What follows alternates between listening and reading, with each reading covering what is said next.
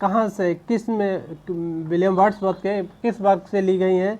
On no nightingale did even can't, यहाँ पर कोई भी नाइटिंगेल्स नहीं है। More welcome notes to worries band, तो ये जो लाइन है वो किस वर्क से हैं?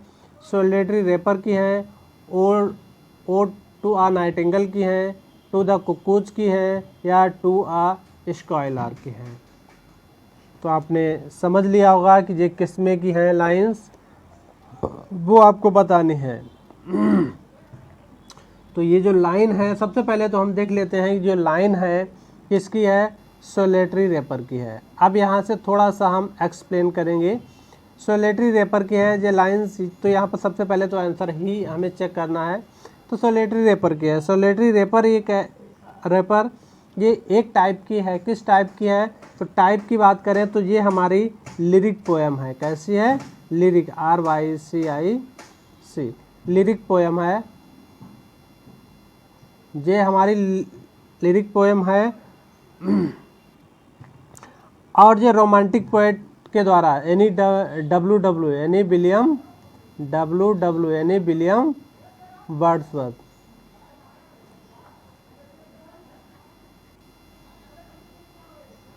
वर्ड्सवर्थ की बात करें तो WW कहने का मतलब है कि वर्ड्सवर्थ, ठीक है। अब वर्ड्सवर्थ जो है एक रोमांटिक पोएट हुए हैं। The poet was inspired by his sister Dorothy, जो पोएम लिखी जाती है जो अपने सिस्टर है डोरोथी, इनकी विलियम वर्ड्सवर्थ की जो सिस्टर है डोरोथी, जो उससे एक्सपायर होते हैं और ये लिख देते हैं, पोएम को लिख देते हैं। कहाँ लिखते हैं? स्कॉटलैंड में। ये प्लेस भी हमें ध्यान में रखना है, कहाँ लिखते हैं? स्कॉटलैंड में, SCOT, ठीक है, स्कॉटलैंड में, ठीक है। ये लिखते हैं स्कॉटलैंड में। ओके, ध्यान रखिएगा, ठीक है। तो ये इसके और कब लिखी जाती है, अब आपको बताना है कि डेट कब है इसकी, कब लिखी जाती है। तो 1803 में लिखी जाती है। अगर हम सोलिटरी रेपर की बात करें तो सोलिटरी रेपर किस टाइप का है? तो ये बैलेड है। क्या है? बल्लड है। क्या है भाई? बैलेड है, ठीक है, बैलेड है। तो ये आपको ध्यान में रखना है। बैलेड कैसा है? लिरिकल बैलेड है। बैलेड भी अगर इस टाइप में पूछ दे, एक से पूछे तो 50 क्वेश्चन बनाइएगा। कैसा है? बैलेड है। बैलेड कैसा है? लिरिकल बैलेड है, ठीक है, लिरिकल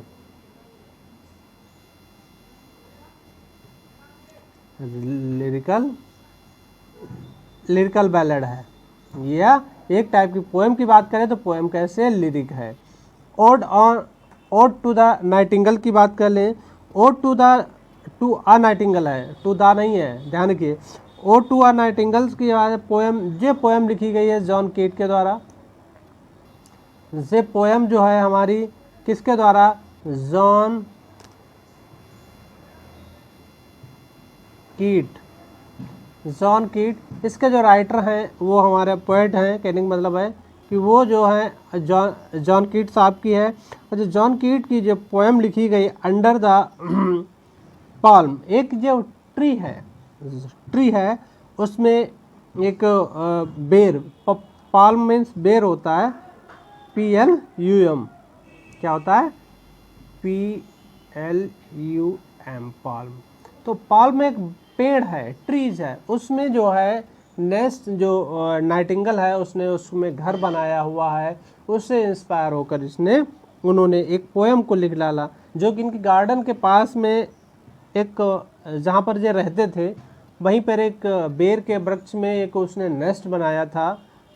तो जो कीट साहब उसको बताते हैं कि जो कीट के हाउस के पास था, तो वहाँ से उन्होंने उसको देखा और वहीं पर उसको आइडिया आ गया कि हमें इस पे पोएम लिख लेनी चाहिए। अकॉर्डिंग टू ब्राउन, इनके एक फ्रेंड थे ब्राउन ने इनको सजेस्ट किया था। Nightingale had the built and the nest near the house, उसमें नेस्ट बनाया था उसने नियर हाउस, जहाँ पर वे रहते थे। उस हाउस का नाम था shot with the kids in spring.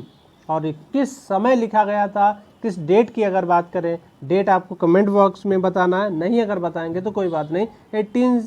1819 में इससे इंस्पायर होकर इन्होंने उस बर्ड के सॉन्ग से इंस्पायर होकर जॉन कीट ने ये अपनी पोयम कंप्लीट की थी।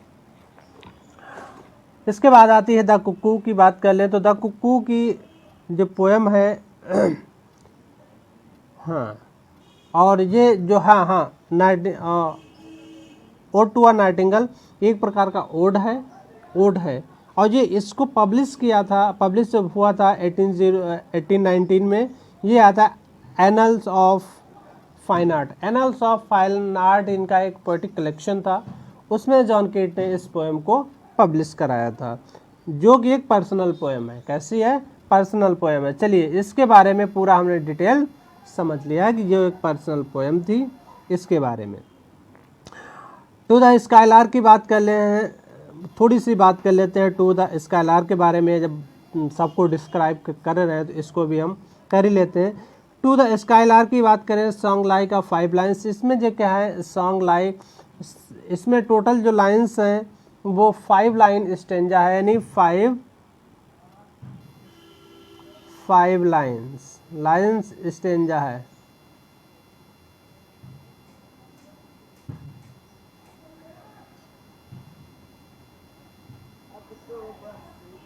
ठीक, 5 लाइन स्टेंजा है। और 5 लाइन स्टेंजा कितने स्टेंजे हैं ये भी हमें ध्यान में रखना। तो इसमें जो है हमारे कितने हैं 21 स्टेंजा,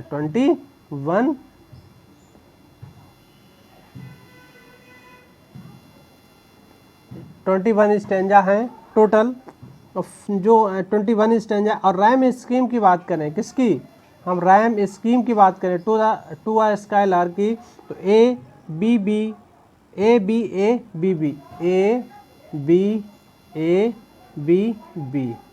ठीक, बी बी डबल है, ए बी बी, ठीक। तो ये हमारा रैमिंग पैटर्न है इसका, तो ये हमें ध्यान में रखना है। इसके बाद देख लेते हैं the first version of poem resolution in independence was written in under the title.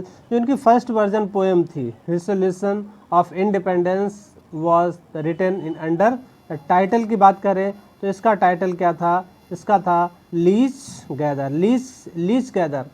अब लीच गैदर पोएम है, उसमें इन्होंने अपना टाइटल्स दिया था जो पहली ठीक है। माइकल भी इनकी एक बहुत सुंदर पोएम है, जो कि एक बहुत इम्पोर्टेंट पोएम है रही है। चलिए इसके बाद क्वेश्चन नंबर 12 को हम देख लेते हैं। व्हाट इज़ गॉल्सवर्दी जॉयसलिन किस टाइप का है? तो ये हमें बताना है। जॉयसलिन ये किस टाइप की पोएम है? तो ये एक टाइप का नॉवेल है, यानी नॉवेल है, ये हमें ध्यान में रखना है।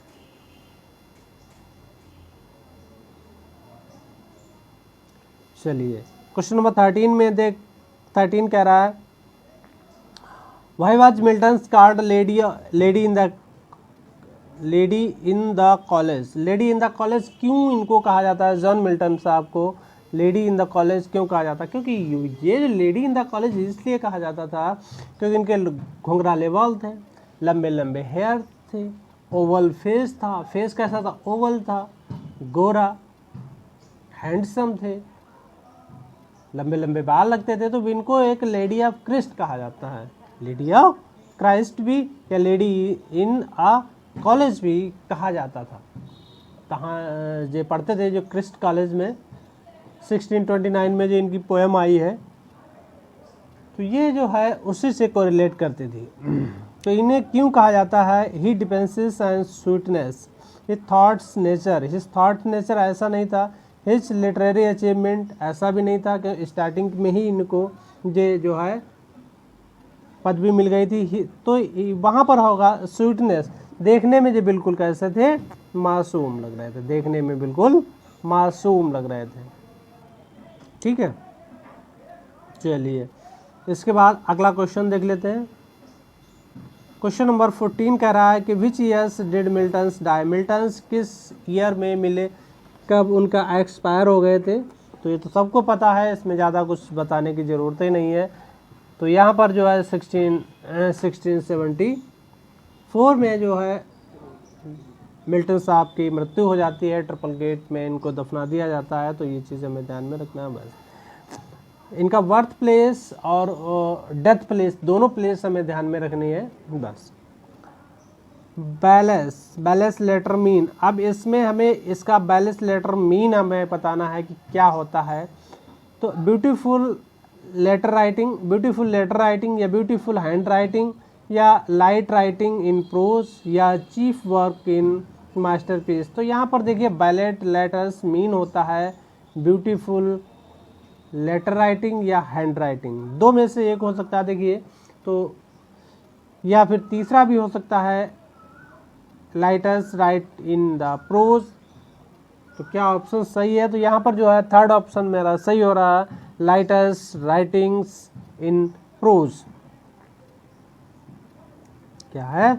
Lighter writing the prose. वैसे ब्यूटीफुल हैंड राइटिंग भी होता है, ब्यूटीफुल हैंड राइटिंग भी होता है शायद, तो ये थोड़ा कंफ्यूज है।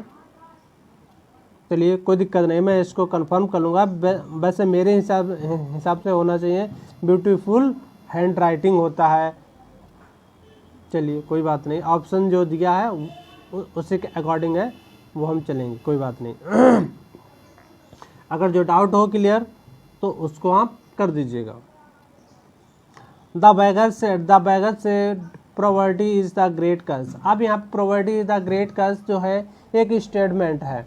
अब आपको डियर स्टूडेंट्स या डियर लर्नर, आपको जिस चीज़ पता है कि जो हमारा स्टेटमेंट होता है वो नेवर चेंज होता है, चाहे स्टेटमेंट हो, साइंटिफिक ट्रूथ हो, या फिर फ्यूचर की कोई ऐसी बात हो, या किसी का स्टेटमेंट हो, या नेचुरल पॉज हो, तो वहाँ पर इसको हम स्टेटमेंट को चेंज नहीं करेंगे। द बैगर सेड, बैगर ने कहा कि प्रॉपर्टी इज द ग्रेट कर्स, तो इसको तो हम चेंज ही नहीं करेंगे, सेम टू सेम रखेंगे।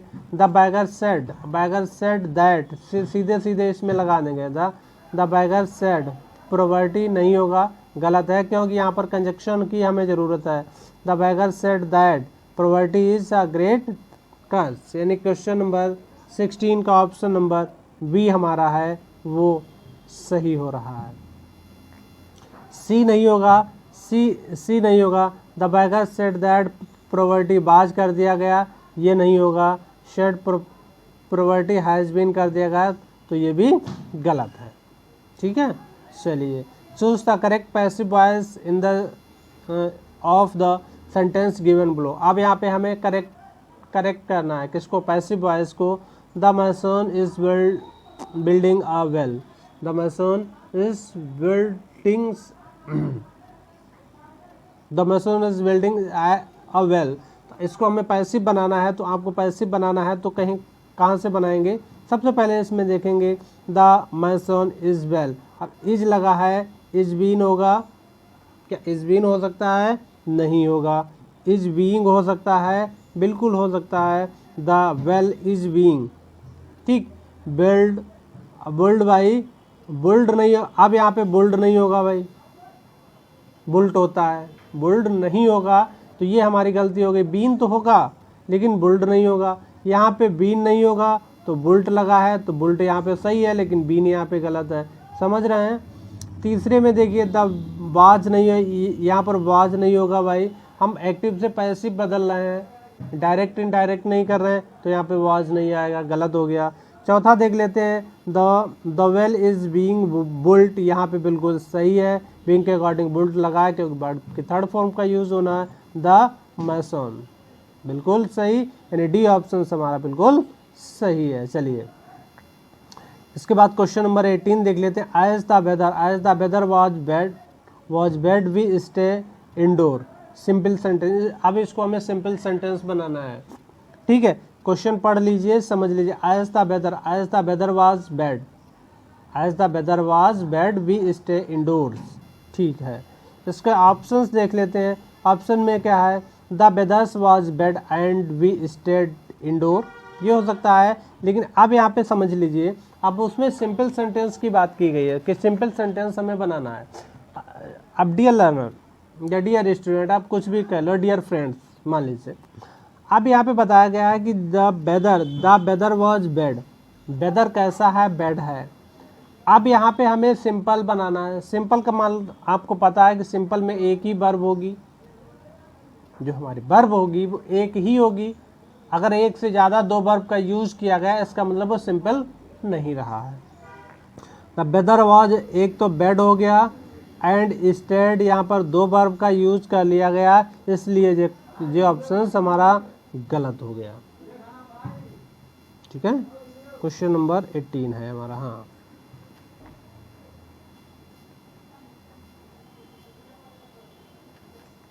उसके बाद देख लेते हैं since the weather was bad और वी स्टेड, यानी डबल वर्ब का यूज कर लिया गया।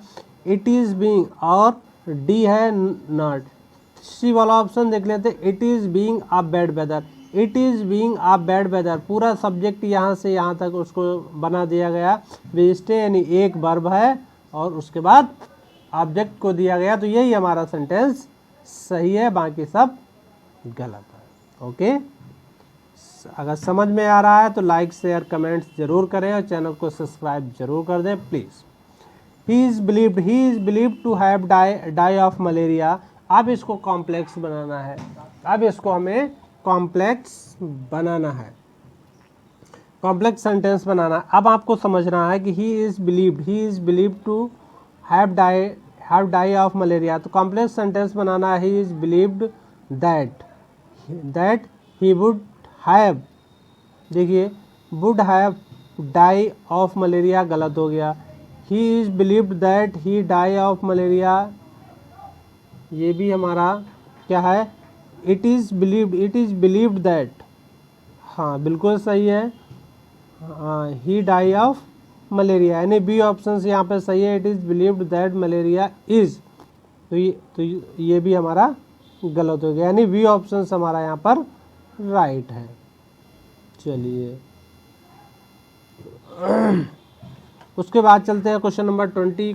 क्वेश्चन नंबर 20 देख लेते हैं। If you want to smoke you shall have to go out set the conductor. अब कह रहा है कि if you want to smoke, या तुम स्मोकिंग करना चाहते हो, you will have to go out, आपको बाहर चला जाना चाहिए। अब इसको हमें क्या करना है, सेट द कंडक्टर। अब यहाँ पे कंडक्टर क्या है, कंडक्टर क्या करेगा आपके लिए, पहली बात तो ये हमें समझना है, यहाँ से आप समझ लीजिए। देखिए हाँ, अब कंडक्टर है, आपको ऑर्डर तो देगा नहीं भाई, आपको सजेस्ट कर सकता है, या ऑर्डर भी मान लीजिए वो दे सकता है, तो क्या होगा, the conductor ordered me to go out and smoke, आप बाहर जाओ, एंड तो ऑर्डर करेगा यहाँ पे, नहीं करेगा। द कंडक्टर सेड, कंडक्टर ने कहा that if he wanted to smoke he would have to out। ठीक है, ये तुम स्मोक करना चाहते, he would have to out, तो आपको बाहर हो जाना चाहिए। तो ऑप्शन नंबर यहाँ पर बी जो है हमारा सही है। 20 क्वेश्चन में ऑप्शन नंबर बी जो है हमारा सही है। चलिए इसके बाद चलते हैं क्वेश्चन नंबर 21 क्वेश्चन देख लेते हैं कि he said I am sorry I am not able to submit those appear. तो इसको हमें क्या करना है, बनाना है। आप बताइए इसमें कौन सा आंसर सही है, वो आपको आंसर्स बताना है। प्लीज़ चैनल को सब्सक्राइब ज़रूर कर दीजिएगा, लाइक शेयर ज़रूर करिएगा।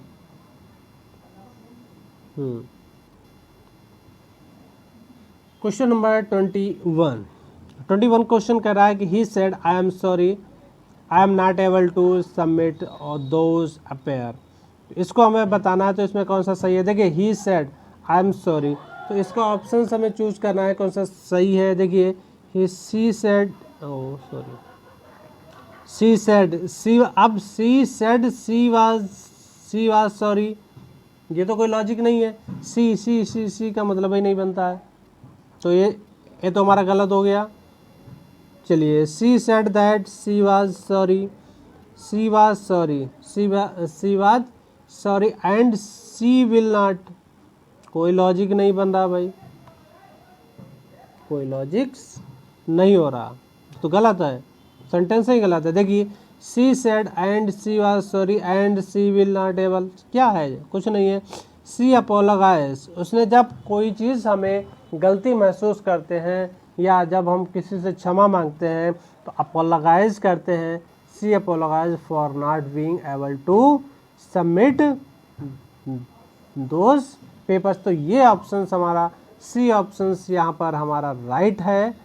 उसके बाद सी ऑप्शन जो है हमारा राइट हो गया कि she apologise for not being able to submit, हम उसके लिए क्षमा मांगते हैं, क्षमा चाहते हैं। चलिए, इसके बाद चलते हैं क्वेश्चन नंबर 22। क्वेश्चन नंबर 22 देख लेते हैं। बाथोस मीन, बाथोस का मीनिंग क्या होता है वो आपको बताना है। बाथोस का मीनिंग बताना है इंटरनल इंडिक्रस या descent from the exalted to the commonplace, क्या होता है वो आपको ऑप्शंस में बताना है। तो इसका सही है होता है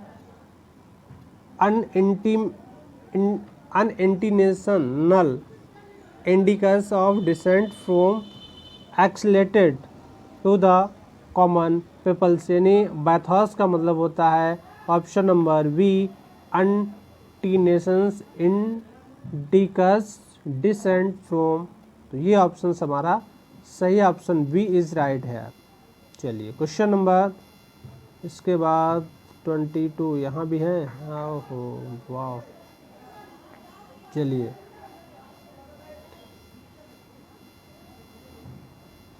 चलिए हो गया, कोई दिक्कत नहीं। क्वेश्चन नंबर 23 देख लेते हैं। विच इज़ करेक्ट सेंटेंस, कौन सा करेक्ट सेंटेंस है वो आपको बताना है। अब यहाँ पे बताना है कि कौन सा सेंटेंस वो है हमारा करेक्ट है। 23 क्वेश्चन नंबर 23 के ऑप्शंस आपको बताने हैं।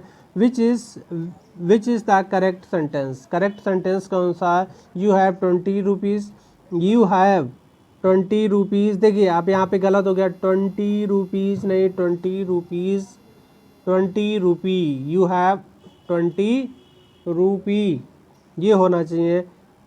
I have 2 10 rupees notes, I have 2 10 rupees note, 10, देखिए आई हैव 2 हो गया, और 10 रुपीज़ नोट्स नहीं होता है कभी, क्या होता है, नोट होता है, NOTE, नोट होता है, नोट होता है, नोट्स नहीं होता है, ठीक है। India can not, incorrect, sorry भाई, माइंड कंफर्म नहीं हो रहा, माइंड थोड़ा मिस्टेक हुआ। चलिए इसको फिर से देख लेते हैं। यू हैव 20 रुपीज़, 20 रुपीज़ सही है। यू हैव 2 10 रुपीज़ नोट्स, ये भी सही है।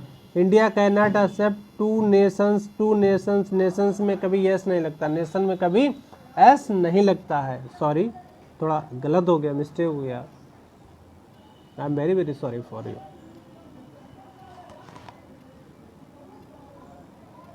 Okay, India cannot accept the 2 nation theory, 2 nation के थ्योरी को कभी भी एक्सेप्ट नहीं करता। मैन काइंड इज डिमेंटेड, ठीक है। तो ये ऑप्शन हमारा था, एंड इसी ऑप्शन हमारा गलत है, बाकी सब सेंटेंस सही है। यही कहते हैं, इसी को कहते हैं कि कंसंट्रेशन बनाना बहुत ज़रूरी है, कि अगर कंसंट्रेशन नहीं होता है तो कहीं ना कहीं मिस्टेक जरूर करते हैं। चलिए क्वेश्चन नंबर 24 देख लेते हैं। दे poured water on us, they poured water on us, we were poured water, we had been poured water had been poured on us, या फिर butter was poured on us। Question number 24, यानी D option सही है यहाँ पर, जो हमारा water was poured on us। भाई हमारा करेक्ट ही देखना है, बेसिस करेक्ट सेंटेंस ही इनकरेक्ट सेंटेंस देखना है, ठीक है। बीवर प्योर्ड वाटर होगा, सही है। उसके बाद क्वेश्चन नंबर 25 में देख लेते हैं, they are appearing the paper now. तो ये आपको बताना है इसमें कौन सा क्वेश्चन सही है। क्वेश्चन नंबर 25 का ऑप्शन कौन सा सही है। The paper war beings appeared now, the paper was beings appeared now, यानी डी ऑप्शन यहाँ पर अगर आप सही कर रहे हैं तो बिल्कुल सही है। इसके बाद चलते हैं नेक्स्ट 30 क्वेश्चन तक ही देखेंगे।